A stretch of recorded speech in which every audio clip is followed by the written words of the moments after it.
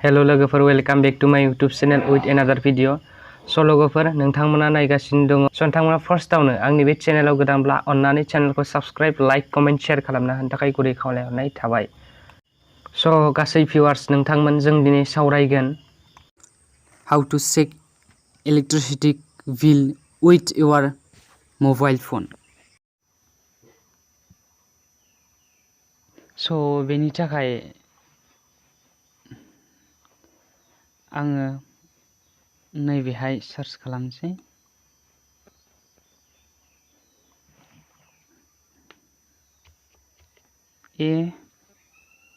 बेनि थाखाय नोंथांमोना अफिसियेल वेबसाइटआव थांनांगोन, जेरै APDCL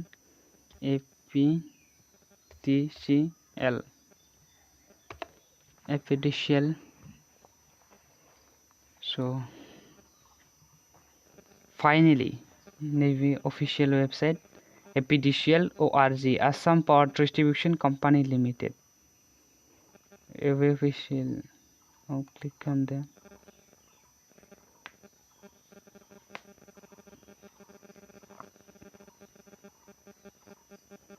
Be alert, be safe.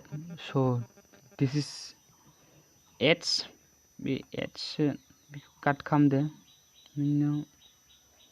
बिदिनो नैबेहाय फैबाय पे इलेक्ट्रिसिटी बिल, पे खालामनाय, फिउ electricity bill and recharge prepaid meter, smart prepaid balance, apply new connection, update holding.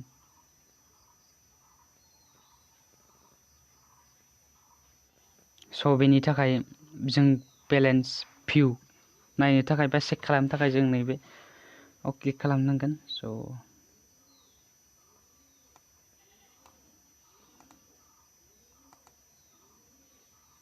नैबेहाय click खालामनांगोन जोङो भिउ इलेक्ट्रिसिटी बिल बेहाय।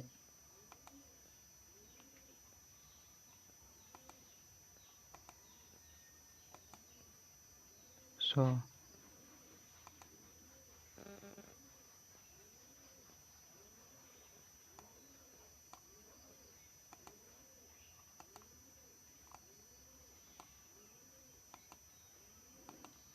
क्लिक खालामदो।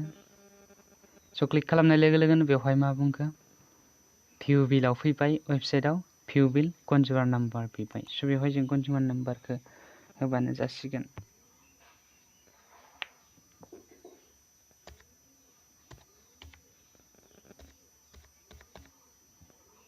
07140060294।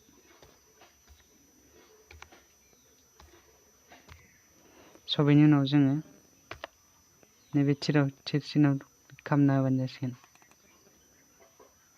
स' OTP फैबाय रेजिस्टार्ड मबाइल नाम्बाराव। नोंथाङा बे OTPखौ होनांगोन। आंनाव OTP फैबाय 556516 556516। भेरिफाइ खालामदो। स' लडिं जाबाय आंना।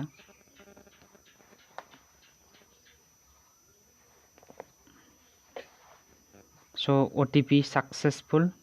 बेवहाय ओंखारबाय बिल नाम्बार, बिल डेट, डिउ डेट, बिल एमाउन्ट, पेड जाबाय, होखांबाय नालाय, नेट बिल एमाउन्ट, डाउनलड। स' नैबे डाउनलड खालामनानै जों नायनो हायो।